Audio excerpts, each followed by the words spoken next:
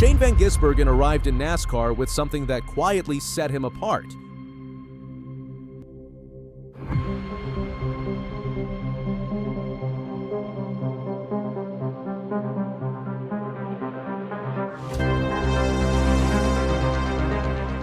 Now, one decision has changed his path, and another has revealed how much faith his team really has in him.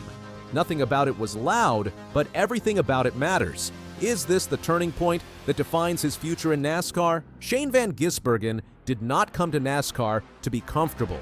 He came to challenge himself in the most demanding form of stock car racing in the world. From the moment he arrived, everything about his journey has been defined by adjustment, sacrifice, and moments that test belief. In early 2026, two decisions by NASCAR and Trackhouse Racing would quietly reshape that journey in very different ways. One removed a track that suited him perfectly. The other gave him something far more personal than a competitive advantage. Together, they reveal where Shane Van Gisbergen truly stands in NASCAR right now. When Shane Van Gisbergen first crossed into NASCAR, his reputation was already well established. Multiple Supercars championships, a global reputation as one of the most complete road racers on the planet, precision under pressure, calm in chaos. When he stunned the racing world by winning on the streets of Chicago in his first Cup Series start, it was not treated as a fluke. It was treated as a warning, a reminder that talent translates when preparation meets opportunity. Road courses quickly became the places where Shane felt most at home. Tight braking zones, shifting weight, managing tires while racing elbows out. Among those tracks, one stood above the rest, the Charlotte Roval, a hybrid circuit that blends the speed of a traditional oval with the precision of an infield road course. It punished mistakes and rewarded discipline. It was a track that fit Shane Van Gisbergen almost perfectly. That is why the announcement caught attention across the garage. NASCAR confirmed that the fall Charlotte race would return to the traditional oval layout in 2026. The Roval was gone, quietly removed. No dramatic farewell, just a schedule adjustment explained as a return to roots. For most drivers, this was a neutral change. For Shane Van Gisbergen, it was a clear setback. The Roval was not just another road course, it was one of the few places where his background offered a genuine edge. A place where years of international experience could offset his relative lack of oval mileage. Removing it narrowed the window where his strengths naturally rose to the surface. This change did not happen in isolation. NASCAR was already reshaping its competitive structure. The playoff system had been replaced with a revived chase format for 2026. Consistency across the season now mattered more than targeted excellence. There was less room to build a championship strategy around specific tracks. Every week carried equal weight. Every weakness mattered. For a driver still learning the nuances of oval racing at NASCAR's highest level, this mattered. Shane was no longer just fighting for moments. He was fighting for survival in a system that demands week after week competence. Losing a track where he could reliably contend removed a psychological anchor, one fewer weekend where expectations shifted from learning to winning. Fans noticed immediately. Online reactions split into two camps. Some mourned the loss of one of NASCAR's most unpredictable races.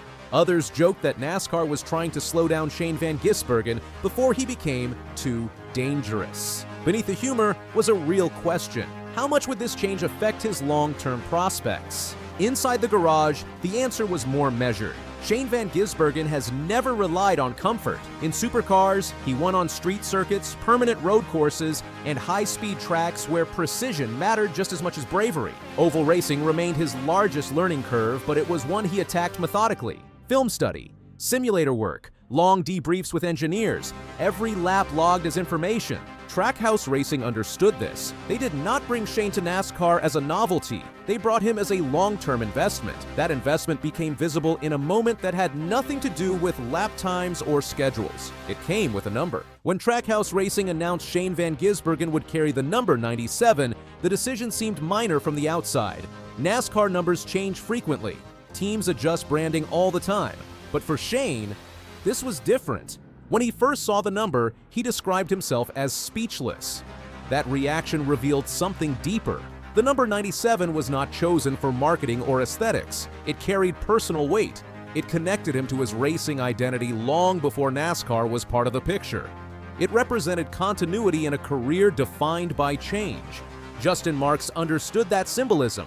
As the owner of Trackhouse Racing, he has built his team around the idea that drivers are more than assets.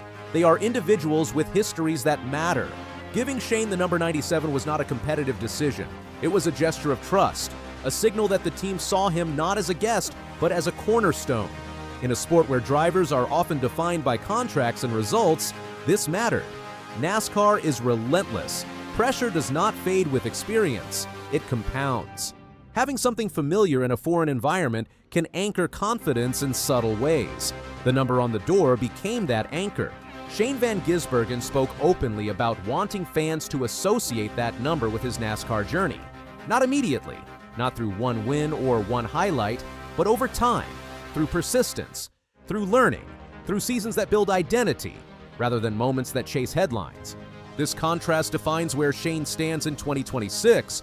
On one hand, NASCAR removes a track that fits his strengths. On the other, his team reinforces belief in his future. One decision narrows opportunity, the other expands trust. The reality is that Shane Van Gisbergen was never going to build his NASCAR career on road courses alone. The Chicago win opened the door, but staying inside requires something else entirely.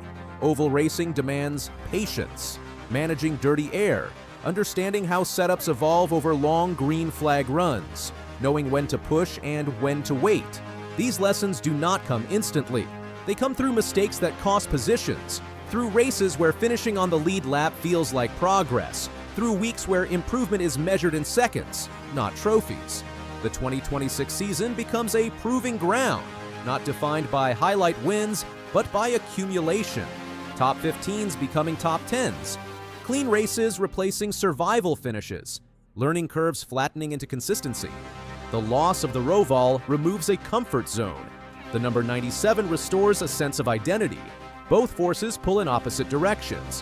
One increases pressure, the other provides stability.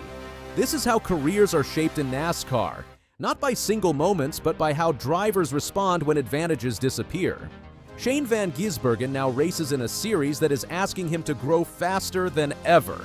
He has the backing of a team that believes in patience. He carries a number that reminds him who he is. The question is no longer whether he can win on road courses. That has already been answered. The question is whether he can transform himself into a complete NASCAR driver before opportunity narrows further. In that challenge lies the real story of Shane Van Gisbergen in 2026. Not a setback alone, not a sentimental gesture alone, but the intersection of loss and belief, a removed track, a meaningful number, and a driver standing between adaptation and expectation, trying to prove that his place in NASCAR is not situational but permanent.